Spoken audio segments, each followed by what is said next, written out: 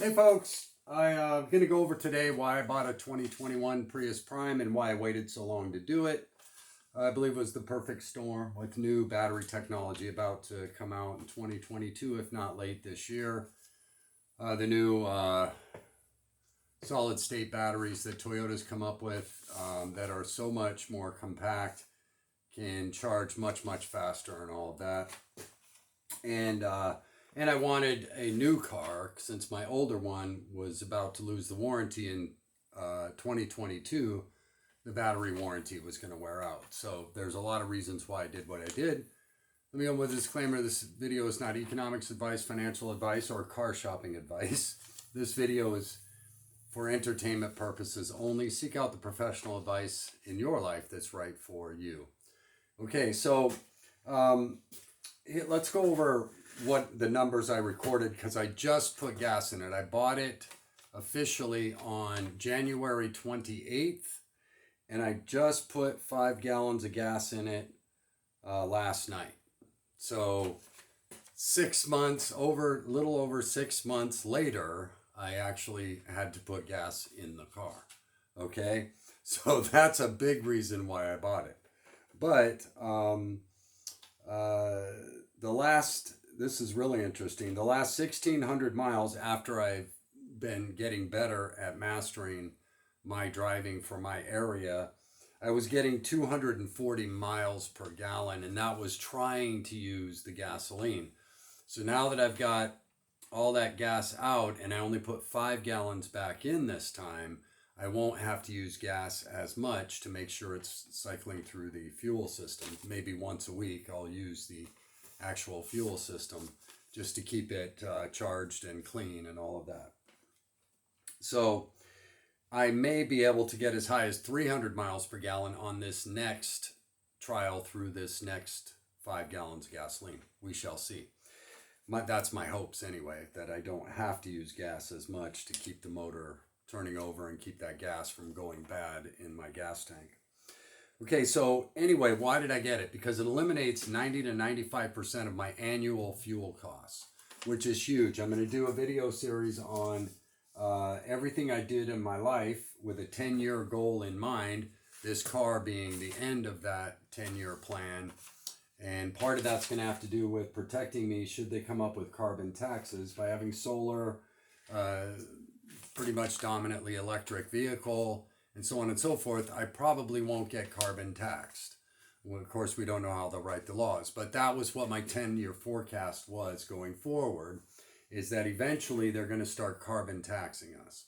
So I wanted to eliminate as much stuff out of there as I could, plus being on a fixed income as a retired person, I wanted to control my cost of living. So my housing, not subject to inflation anymore. My electric bill, not subject to inflation anymore. My gasoline bill with the new vehicle, not subject to inflation anymore, and so on and so forth, okay? And so I'm going to go over this next. I'm going to start this new series just real quick. But I wanted to share that about the 2021 Prius Prime, that it is far exceeding my expectations, 30 to 34 miles per charge, which is excellent, only about 6 kilowatts. 5 kilowatts per mile, which is, if not equal to, better than a Tesla. I think that's why Tesla is partnering with Toyota. They see some real significance there, just besides the fact that the new solid state batteries Toyota is ready to go into production on, according to what I've read, okay? Which is total game changer. If you don't think we're going electric vehicles, folks, you got another thing coming. With this new battery, okay, it reduces the battery size by 50%, I believe, and increases its thermal stress levels radically and stabilizes it as well with regards to fire and explosion, I believe, okay? Don't quote me on that, but I believe that is the outcome. It's stabilizing the lithium technology also. So no one be aware of that also, okay? So we will go electric. They will force us to go electric, just like they're trying to force you to take a vaccine, whether you have or you haven't. I'm staying out of that argument. I'm neither pro nor anti-vax, okay? I am pro Prius Prime, though. Okay? And so, and let me go over some of the numbers, why I made the purchase when I did, because that goes to my economic forecasting, planning, and how I live my life. First, I waited. Gas was low. As you know, I bought oil while it was low. So gas was low. That put a stress on moving these vehicles because they are pretty expensive. On top of that, people were just locked up in their homes, still on lockdown, all that stuff. So dealerships were trying to move vehicles at this point, right? This was back in January.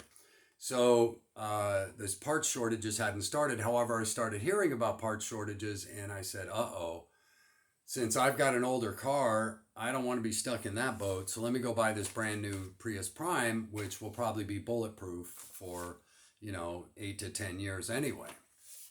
So I wanted to get that stress off my plate as well. Make sure I didn't have any mechanical complications during this period as well. But because I bought when I did, forecasting increase in gasoline prices, at that time they were about $2 a gallon. Now they're $3+ a gallon, right? So good timing, right? Was it good timing or forecasting? Might be something too, being able to forecast with regards to your personal financial life. So that was the other factor. I saw oil prices going up. That was my personal forecast, why I invested in oil, and it happened. And so now gas prices have gone 50% higher or 33% overall. Okay? So anyway, at that time, I got a $4,000 rebate from Toyota, $1,000 rebate from my state. In other states, it may even be greater. A $6,000 trade-in on a car that was used, a 2012 Prius, that I bought from them for $7,200 3 years ago. How often does that happen that you get almost all the money back on a used car trade-in from the very dealership you bought it from, right? But that was also part of my forecast, seeing the need for used cars to go up because parts shortages were going to begin. So the trade value of my car went up and I put it in, which its battery warranty was going to wear out next year. It was going to expire like in March. So I wanted that off my plate too. Okay. Then I get $4,500 from the feds. So can you see all this? $15,500 off on the vehicle. I paid $13,000 for a brand new 2021 Prius Prime. That's why I bought it. And that's why forecasting, knowing when to make big purchases and when to hold off for a better season, is very important to your financial future. Knowing how and when to spend your money, especially on major purchases. Okay, now obviously, many people don't want a Prius Prime. I do, because I appreciate Toyota's quality for one. The Prius is the lowest cost of ownership of any vehicle ever made, over 10 years. And on top of that, it gives me the best of both worlds since my state's charging infrastructure isn't all that great here. Okay, plus I don't want to be sitting at a charging station for 2 hours waiting for a car to charge. I just don't want to do that. If I need fuel, I want to get fuel and be on my way.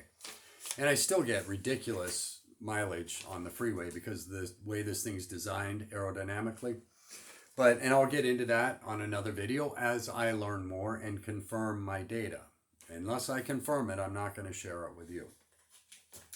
So anyway, how often can you get into a brand new car with this quality and technology at that price? And so that's why I made the purchase, and it fits my economic plan, doesn't it? Thereby further controlling my cost of living that subjects me to inflation. Now I'm in control of that because I make my own electricity.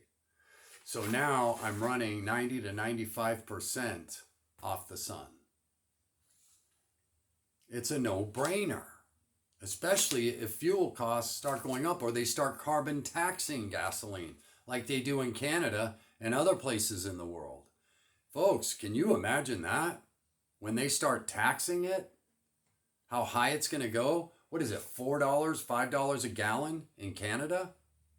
Okay, so folks, you need to seriously consider what's coming and start preparing accordingly with regards to your financial forecasting. I'm not telling you to go out and run and buy a new vehicle. I rarely buy new vehicles, but this was a offer I could not refuse, and that's exactly what I said to the dealer. Make me an offer I can't refuse, and they know me, and they did. I'll be damned if they didn't do it. It's not just Toyota gave me $4,000; they gave me more off on the car too. So I don't know how it's going to work out for you, but in the end, I walk away with a Prius Prime at $13,000 when my other car was already 3 years old and didn't cost me a penny because it was a Prius in maintenance except oil changes. You know what I mean? So their annual vehicle cost is about $2,000 a year. So the daggum Prius paid for itself as well because it was saving me $500 a year on top of that. So I could actually take another $1,500 off of this. And now with the fuel savings it's saving me right now, in 10 years this car will pay for itself. Just over no maintenance really, because you don't use your brakes. There's really no tranny to wear out. And you don't have all those fluid changes to make. And all you have to do is oil change. At the rate I drive it, about once a year is what they've told me. So I even cut those costs way down, right? And no brake jobs. I mean, it's incredible, the savings. And that's the point I wanted to get across, why I want everybody to get ready for this evolution that is coming. Whether you like it or not, it's coming because your brakes last so much longer. You don't have all these oil changes you have to make. Your maintenance costs just bottom out, basically, because there's really not much to go wrong with them. There are no transmissions, okay, in the electric vehicles, right? I mean, you've got a drive module, but, you know, you don't have all this transmission problem that could take place. I mean, on and on and on. It's unbelievable. And now the batteries have just gotten about 50% of the size and can charge twice as fast to 4 times as fast. Wow, they've pretty much solved every problem with electric vehicles. I'm afraid it's real and it's coming. And that's why I think carbon taxes are coming too with regards to motor vehicles. Okay, because they are going to produce a low-cost electric vehicle out of China that most everybody can afford. That will be coming to everyone soon. Or India, actually. India is making a decent one, I believe. So, you know, all these manufacturers together, somebody's going to produce a sub $15,000 EV that might be right for local commuting.